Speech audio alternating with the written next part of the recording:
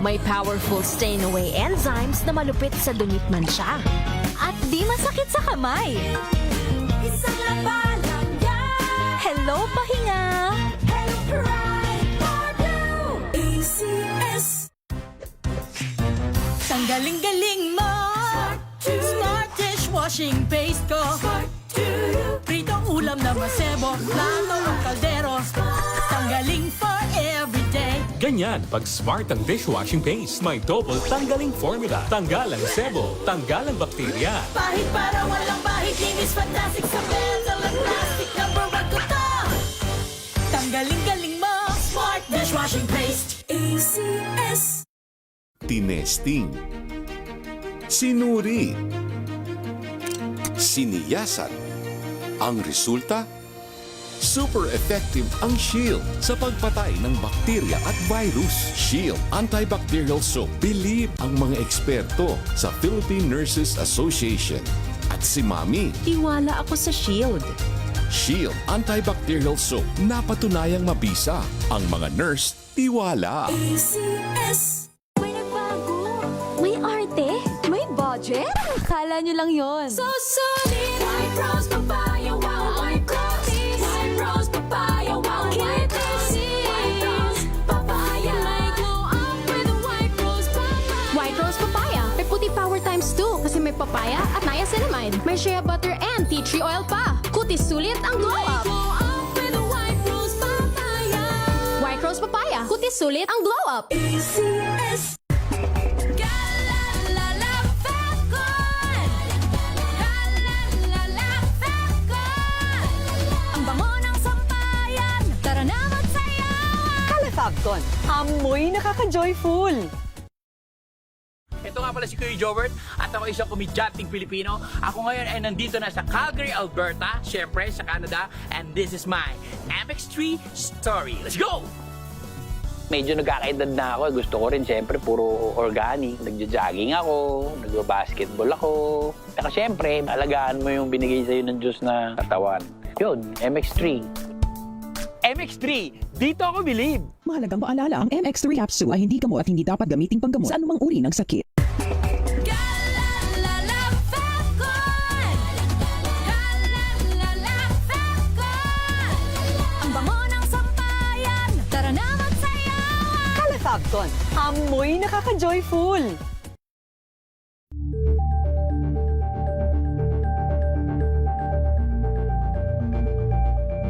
Champion na milyonaryo pa. Pagkakataon mo na namang manalo ng 1 million pesos tax-free. Dahil eto na naman ang champion na milyonaryo pa. At ngayon, may papremyo na rin kami para sa inyong mga suking sari-sari stores. Ilagay sa isang malinis na papel ang iyong complete name, age, address, contact number at pirmahan. Maaari din ilagay ang iyong suking sari-sari store at ang kanilang address at contact number. Ilagay sa isang white legal-sized envelope na nakipang rin man sa mga required proof of purchase o POP. Ang tamang bilang ng empty sachets, wrappers o mga pouch ng mga sumusunod na makikita sa official website and Facebook page ng Champion na Milyonaryo Ba, Champion Bar, Champion Powder, Champion Liquid Detergent, Champion Fabric Conditioner, Champion Dishwashing Liquid at Champion Dishwashing Paste. At sa labas ng envelope, ilagay ang Champion na Milyonaryo Pa, ang POP na ginamit at ang MBC radio station na iyong pinakikinggan. Ihulog ang iyong entry sa mga drop boxes na matatagpuan sa iyong mga favorite MBC radio stations. Mas maraming entries, mas malaki ang chance mong manalo. 1 million pesos tax-free ang pwede mong mapanalunan sa Grand Draw. Libo-libong piso ang ipamimigay sa mga weekly draws na gaganapin sa mga MBC stations nationwide. At may pa-champion gift box pa para sa iyong suking sari-sari stores. Champion na milyonaryo pa. Brought to you by Champion. Walang gimmick, tapat po sa inyo.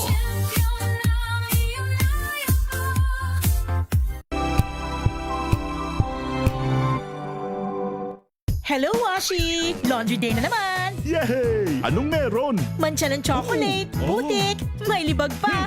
Kaya natin yan! With Pride Washing Machine Detergent, may triple stain-away formula. Tanggal ang makapit, madikit, at malupit na dumit mancha. Kaya easy-easy ang labada. Mula noon hanggang ngayon. All you need is pride. All you need is pride. ACS. Maulan man, no worries na amoy kulog ang damit. Charm, Fabcon, bangong kumakabloom, tanggal amoy kulog sa bango ng charm. gamit ko? Charm Fabcon with Bloom Fresh technology kills 99.9% of kulob-causing bacteria. May aroma burst pa of thousands of flowers and berries. Ang sampay sa loob, no amoy kulob. Kumakaplo sa Charm! Charm Fabcon. ACS. Sa lahat ng bagay, simula pa lang, siguraduhing max protection na. Kasi pag kulang ang proteksyon, baka madaling masira. Sa ngipin, dapat may max protection din. Max sa halaga ng unique toothpaste. With Max Protect Formula, help stop cavities before they start, while keeping breath fresh. Try unique Maximum Fluoride Protection para max alaga, max protektado. ACS. Galalala Fabcon! Galalala Fabcon! Ang bango ng sampayan, tara na magsayawan! Calafabcon, amoy nakaka-joyful! Hello, I'm Enteng Perez. I live here in Vegas and I'm a concert promoter. I could sustain this fabulous lifestyle in Vegas, not only have a fabulous job, but I have a fabulous healthy lifestyle. Number 1, good diet. Number 2, I have a good healthy regimen and routine. And of course, the most fabulous of them all is MX3 capsules and coffee. I love it. MX3, dito ako believe. Mahalagang paalala, ang MX3 capsule ay hindi gamot at hindi dapat gamiting panggamot sa anumang uri ng sakit. Galalala Fabcon! Galalala Fabcon! Ang bango ng sampayan, tara na magsayawan! Calafabcon, amoy nakaka-joyful!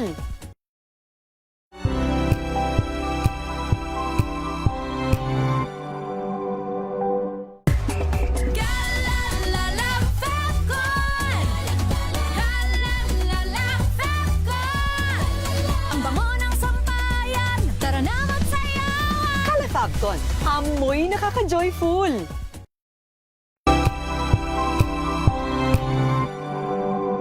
Ito ay bunsod ng naitalang 17 individual na ang kanilang naaresto. Ng Metro Manila Development Authority o MMDA ang No Contact Apprehension Policy o NCAP sa Metro Manila. Sa ang ilang mga dokumento ay peke. Hindi rin legal ang employment na ipinangako sa kanila.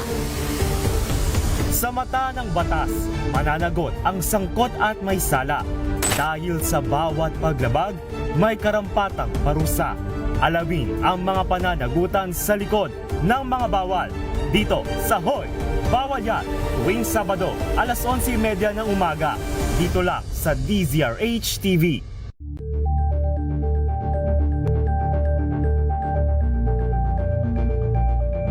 Tumunog na ang gandingan para sa kalikasan.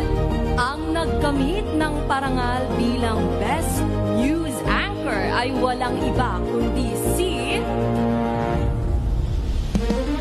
Angelo Palmones ng Magandang Umaga Pilipinas, DZRH Radio 666 kHz.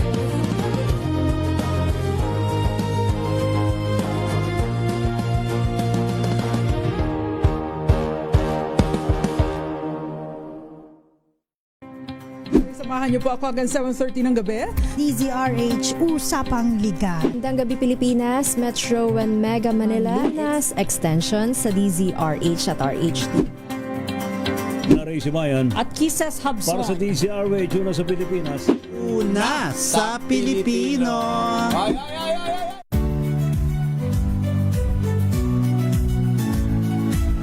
Magandang araw mga kaibigan.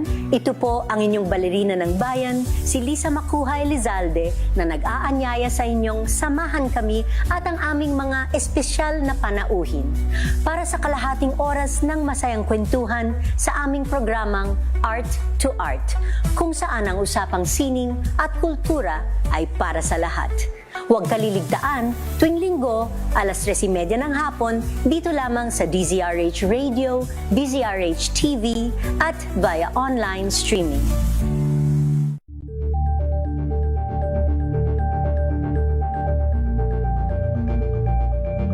We've got you covered. From the hottest hits, exclusive interviews, kilig to the bones fan meet experience, and hot the performances of your favorite stars. Saturdays, 12 noon, dito lang sa DZRH TV.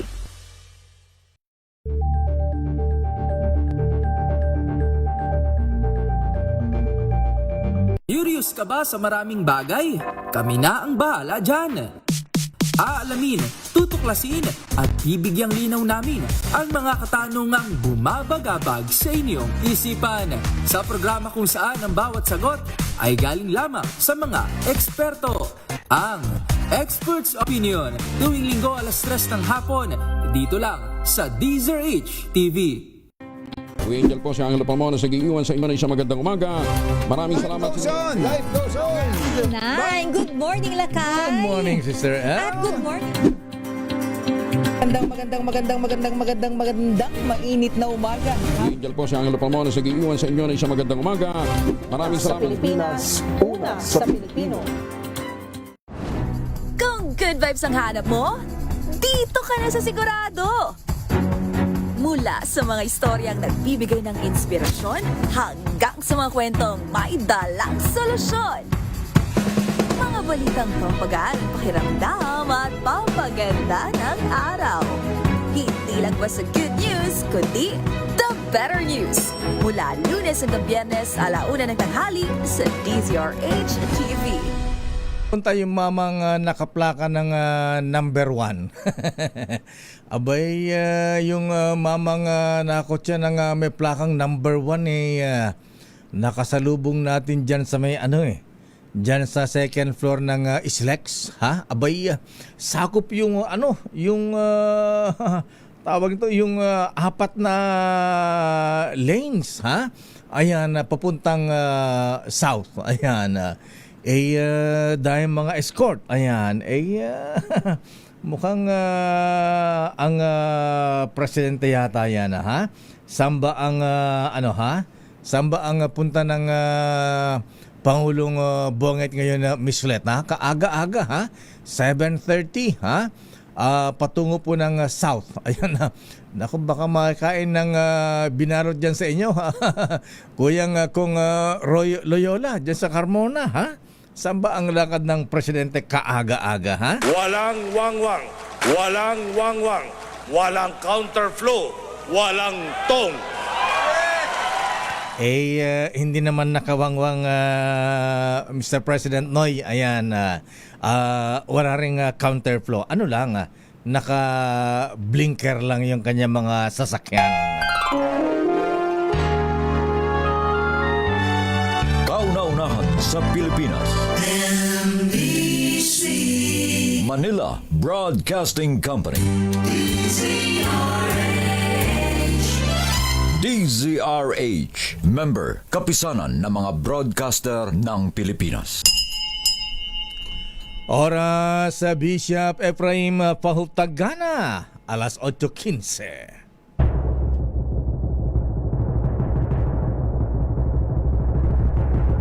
And the Golden Dove for Best Public Affairs Program Metro Manila goes to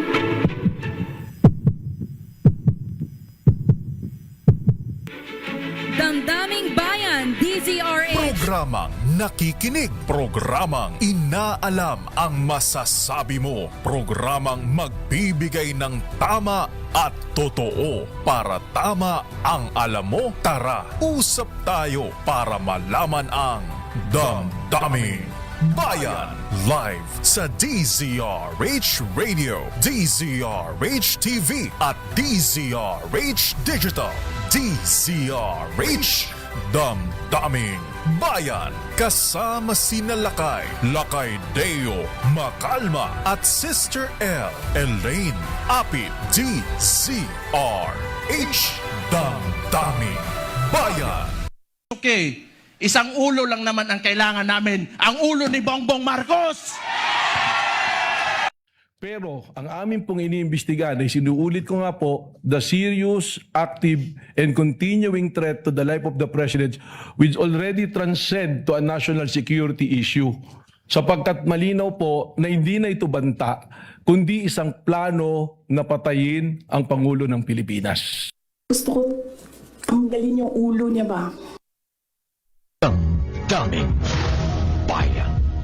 Agandang umaga Pilipinas. Ako po si Deo Mahalma at welcome sa ating palatuntunang damdaming bayan. Pero Director Matibag, sabi ng defense, hearsay daw po. Ayan, chismis lang. Ayan. Dahil alada kayong personal knowledge. Sabi ng prosecution kaya nga iniimbestigahan Ayan, ano po sa tingin niyo mga kuyang mga ateng? Ayan, abay painit ng painit po ang testimonya ng mga saksi diyan po sa impeachment court diyan sa Senado. Mamaya, next picture. Ayan, babalik ang Edgar Hoover of the Philippines, NBI Director Melvin Matibag. Daming bayan. Lupit ang sabi ng NBI Director, ayan, hindi lang banta, ayan, may plano na para patayin si BBM, si Lisa at dating Speaker Romualdez. Abay, sabi pa meron na nga bang hitman? Ayan, sino yan? Abay, pati testimonya ni may hindi affidavit ba yun? Statement ba? Hindi ba notaryado yung kay Las Cañas? So, marami pa ang gagawing report si Senator Antonio Trillanes. Daming bayan. Abay, 5 days na lamang po, Mr. President. 5 days na lamang ba? O nga, Abay, 5 days na lamang po, Mr. President, ay, SONA na naman. Ayan, abay, pero ang sabi nga ng Pangulong Marcos, ayan, hahabulin daw po ang mga involved sa flood control project. Mr. President, yung sinasabing big fish, hindi pa nahuhuli, Ayan, bakit daw puro oposisyon ang nauuna? Ayan, aba isang taon na yung mga malalaki involved sa flood control project wala pa yatang nahuhuli. Ayan, yung bang kay Senator Jinggoy flood control project ba yon? Ayan, ang sabi tuloy ang kontra korupsyon na banat ng Pangulong Marcos sa kanyang SONA noong nakalipas na taon ay nagiging kontra-oposisyon na. Mahiya naman kayo! Mahiya naman kayo! Mahiya naman kayo! Oo nga naman, Mr. President. Ayan, abay, marami pa tayong, Mr. President, babalik-balikan. Abay, bukod sa issue ng corruption, ayan, bakit daw nauna pa ang nasaan yung big fish? Ayan, nasaan daw si pinsan talaga. At saka si Saldico, ayan, isang taon na. Abay, nauna pa si Jinggoy, ayan, Marcoleta at Mike Defensor. Ayan, yan lang. Ganyan po mahabi yung pagka-politika talaga. Siyempre, ayan, yung mga kakampi, protektado. Pero hindi dapat, Mr. President. Ayan, bilyones po. Isipin niyo, Mr. President, bilyones ang mga ninakaw na mga walang yang ito. Kaya dapat lamang na makulong ang mga iyan. Daming bayan. Kuryente. O sige, mamaya natin pag-usapan yung kuryente. Ano bang sabi ng presidente noong sa Siquijor? Hindi ko palalampasin ang nangyari kamakailan sa Siquijor. Dahil sa malawakang brownout, napilitan pang magdeklara ng state of calamity sa lalawigan. Naperwisyo nito ang mga taga roon, ang kanilang turismo, kanilang negosyo, ospital, sari-saring serbisyo. Sa ginawa nating investigasyon, ano yung ating natuklasan? Mga expired na permit, mga sirang generator na halatang napabayaan, kaya sunod-sunod na bumibigay, mabagal na aksyon at kawalan ng maayos na sistema ng pagbili ng krudo at ng mga pyesa. Sino dapat nating sisihin dyan na Mr. President, ha? Department of Energy o NEA, ha? National Electrification Administration. Administrator Almeda, ha? Anong ginagawa po ninyo? Abay, na-resolve nga po, Presidente, yung problema ng kuryente sa Siquijor. Abay, ang dami pang problema. Diyan sa Palawan na lang. Ayan, tourist destination din yan. Parang Christmas tree ang kuryente dyan. Kuti-kutita pa. Marinduque, Oriental Mindoro, Albay, Northern Samar, Leyte at Kalinga. Ayan. At marami pang iba. Mahiya naman kayo! Mahiya naman kayo! Mahiya naman kayo! Alamin nga natin ang latest mula sa Malacanang. Miss Let, ha? Saan ba pupunta ang Presidente kaaga-aga, ha? Abay, nasa lubong natin yan sa may Skyway, eh. Kaala ko sino itong bata ang luwag-luwag yata ng traffic sa kabila, ha? Yung pala yung buong lane ng southbound, ha? Abay, grabe na ito nakamotor na ito. Abay, yung pala ay convoy ng Pangulong Marcos sa kanyang SUV. Ayan, titirang sino kaya ito? Ano kayang plaka? Aba, number 1 ang Presidente Bonget. Saan ba pupunta ang Pangulong Marcos ngayon, Miss Let? Let Narciso mula sa Malacanang, please come in. Miss Let. Lakay, ngayong umaga ay papunta si Pangulong Marcos sa Mindanao. Hindi sa Davao, kundi sa Dato Odin, Sinsuat sa Maguindanao. Papunta ng airport. Ayan. Akala ko, pupunta ng Southern Tagalog eh. Ayan. Airport pala ang punta niya. Ayan, oo. Lakay. At doon naman siya mamimigay ng ayuda para sa mga barangay sa ilalim ng Bawat Bayan Makikinabang Programa at maghahatid ng iba't ibang serbisyo, programa at tulong para sa BARM communities bilang bahagi ng National Government Bangsamoro Government Convergence Program. Yan yung schedule niya ngayong umaga, Lakay, at mamayang hapon nakatakdang mag-courtesy call kay Pangulong Marcos si U.S. Secretary of State Marco Rubio. Nasa Pilipinas si Rubio dahil sa dinadalo ng 59th, Lakay?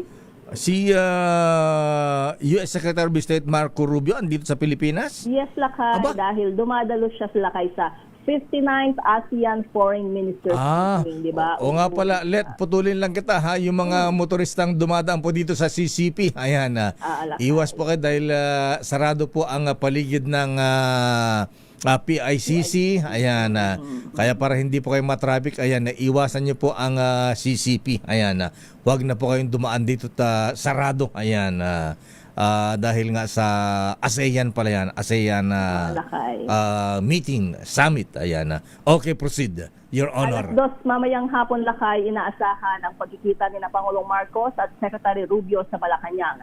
Inaasahang tatalakay ng dalawa ang tungkol sa patuloy na pagpapalakas ng alyansa ng Pilipinas at Estados Unidos, gayon din ang kooperasyon sa depensa at ekonomiya. At mamayang hapon may isa pang schedule si Presidente, may meeting siya sa Private Sector Advisory Council. Yan lang ang schedule ni Presidente para ngayong araw. Akala ko papasyal sila ni Secretary Marco Rubio sa West Philippine Sea, ha? At maglalagay pa ng EDCA sites doon. Anong oras yan? Alas 2, Lakay. Ayan, mapag-uusapan yung mga ganap dyan sa West Philippines. So, mag-aabang tayo ng detalye ng kanilang... Ang hirap naman na schedule ng Presidente ngayong umaga. Ayan, 7:30. Nasalubong ko sa Skyway. Pupunta ng Mindanao. Pagkatapos sa Mindanao, babalik na naman ng Manila, Malacanang. Talaga naman, bugbog sarado, magkakasakit ng mama. Ha? Abay, kailangan uminom to ng N Plus Gold. Padalhan mo nga niyan, Lakay. Oo nga, padala ko sa iyo, ha? Ayan. So, teka muna, ayan, nag-usap ang Pangulong Marcos at yung Chinese Ambassador kahapon. Ano ang napag-usapan, Ms. Let? Pwede mo pagalitan na Presidente ang isang ambassador? Pwede naman siguro lang kung may dahilan para pagalitan. Pero hindi natin sinasabing pinagalitan lang. Hindi naman. Wala kasing ibinibigay na detalye ang Malacanang tungkol dun sa naging usapan nila kahapon. Pero ang sigurado ay tinatawag siya dahil dun sa insidente sa Ayungin Shoal kung saan namisikalakay yung China Coast Guard at mga miyembro ng Philippine Navy. Kasi dito sa banner story ng Inquirer, dito sa front page nila, parang pinapagalitan, sinasabihan yung ni Presidente Bonget yung Chinese ambassador ha. Para ipinatawag sa principal's office. Ayan. Sino nga ba Inaabangan din siyempre natin yung lakay kasi diba, tuwing may nangyayari talaga sa South China Sea, sa West Philippine Sea, ipinatatawag din kasi ng China, di ba, yung ating oo. Si Comrade Flor Cruz. Lakay. Kaya siyempre, naghihintay din tayo ng mga ganitong pagkakataon na si Presidente mismo yung nagpapatawag kasi kadalasan nag-file ng diplomatic protest ang Pilipinas through DFA at DFA din yung nakikipag-usap sa kinatawan ng China dito sa Pilipinas. Wala bang ay mismo sa Presidente. Wala bang guarantee, wala bang itong si Ambassador Jing Kwan kay Presidente na Mr. President, His Excellency, hayaan niyo po hindi na po maulit yung mga ganyang insidente sa West Philippine Sea. Alabang ganun pangako? Mamaya na malaman natin kapag nagbigay ng detalye ang Malacanang tungkol dyan. Kasi alam mo naman, si Presidente, ang lagi niyang binabanggit, tayo ay dun sa diplomatikong pamamaraan at kapayapaan yung isinusulong natin dyan. So malaman natin kung paano yung naging pag-uusap nila pagkatapos nung, syempre kasi dalawa na yung insidente lakay, di ba? Yung AI-generated video. Ayan, ginawa tayo unggoy. Yung show. Oo, so kaya gusto nating malaman paano nga ba nag-usap yung dalawa kahapon. Ayan na. Ba't mabagal yata ang press briefing ni Yusek Claire tsaka si Secretary Dave Gomez. Dapat afternoon meeting may press briefing sana kung ano na pag-usapan. Ayan. Hindi na nga nabanggit lakay kung anong oras natapos kahapon yung ganun ba? Ayan. Di nyo naramdaman na umalis na pala? Nag-friendly ba ang Chinese ambassador? Umalis na walang paalam? Wala pala kayo. Ayan. Wala bang threat ang presidente na pagka di mo pinatigil yan i-declare kitang persona non grata. Ayan. Pababalikin kita sa Beijing. Oo, may nabasa ako na parang statement ng China. Parang ang binabanggit sa side nila lakay.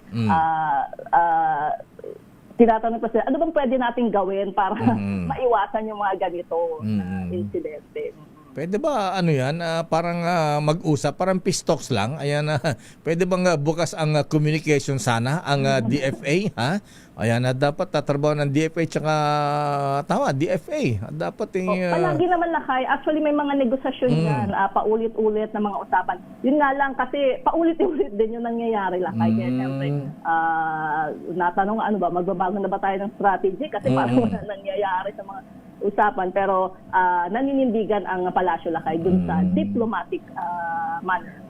Sige maayos yan. Bago pa tayo sulsulan ng Amerika at andito yung US Secretary of State of kasi may meeting sila. Kaya baka andito si Secretary Marco Rubio ng Amerika, baka sulsulan ng President. Sige, bibinghan ka ng armas. Ayan, sige ano yung mga Chinese dyan sa West Philippine Sea. Ayan, baka ma-Iran tayo ito. Wag naman. Hindi naman siguro. Wag naman sana lang. Kaya nga, sige, ayan, abangan natin yan. Saan sa Davao pupunta ang presidente? Maguindanao. Maguindanao. Ay, naku.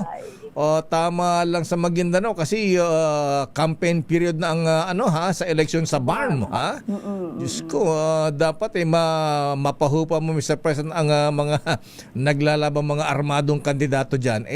Mga dating MILF ang mga yan, naglalaban-laban, puro armado yan.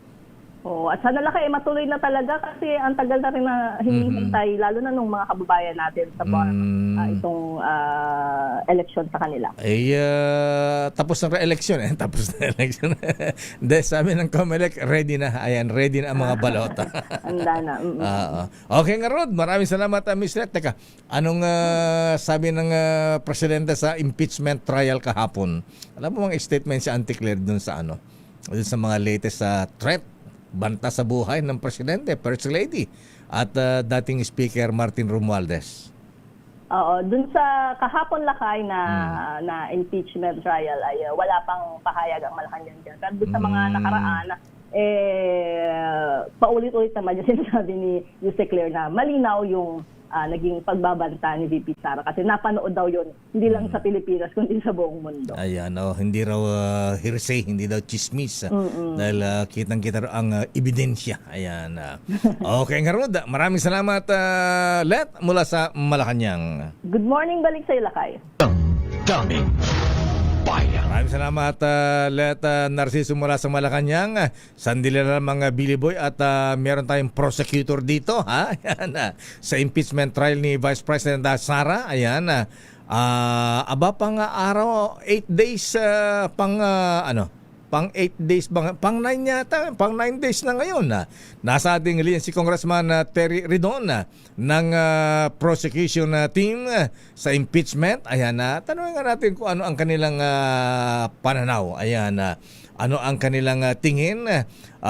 Natibag ba ng defense si NBI Director Edgar Hoover Matibag? Congressman Terry Ridon, sir, magandang umaga po sa inyo, Kong. Ay, magandang umaga. Maraming salamat sa pag-ibita. Ayan, kung Terry Ridon, ano sa palagay nyo ay matindi rin itong si Attorney Binluan ba sa defense kahapon inaano yung dinidiin yung wala ka naman personal knowledge dito sa threat sa presidente dahil hindi ka pa NBI director noon. Parang di ba hearsay yan? Di ba chismis lang yan? Ano sa tingin ninyo, Congressman Ridon, sir? Natibag ba ang Director Matibag ng depensa o hindi? Paano mo matitibag si Matibag? Matibag nga yun.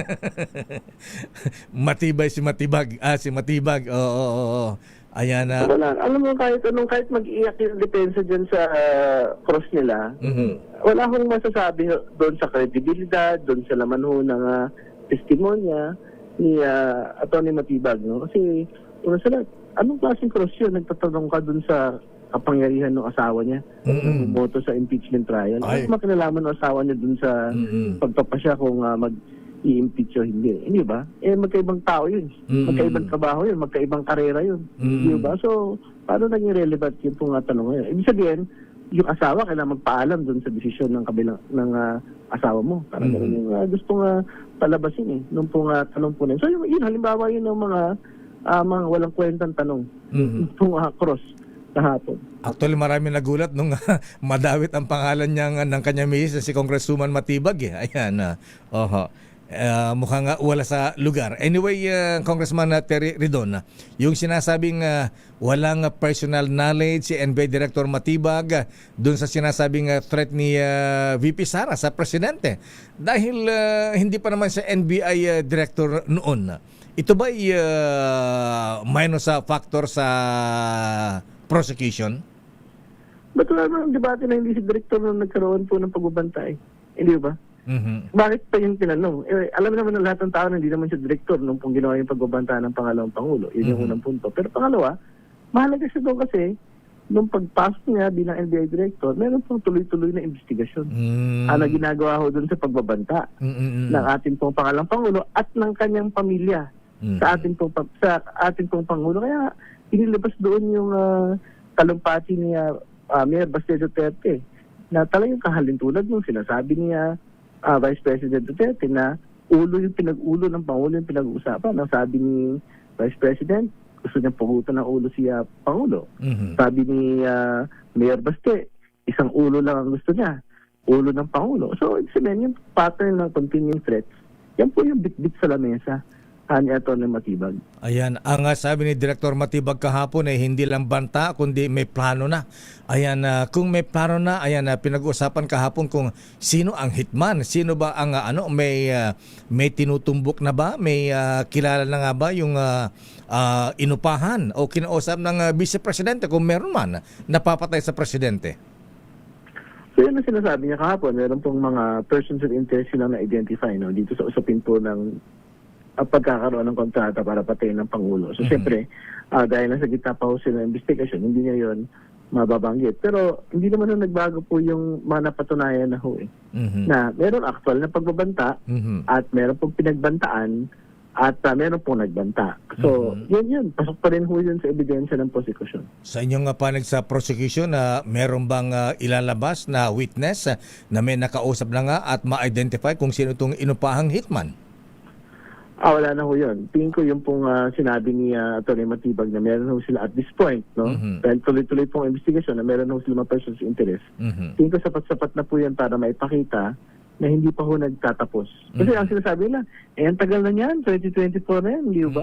Hindi ba? Pero ang pinatunayan ni Atty. Matibag ay hindi pa ho tapos. Hindi po 2024 po nagwakas. Ayan, Ito pong pagbabanta sa ating pong Pangulo. Kung sinasabing chismis lang, hearsay lang itong sinasabi ni Director Matibag, ipapatawag ba, iharap niyo bang witness si former NBI Director Jimmy Santiago dahil siya ang nag-imbestiga nito noon, attorney, congressman?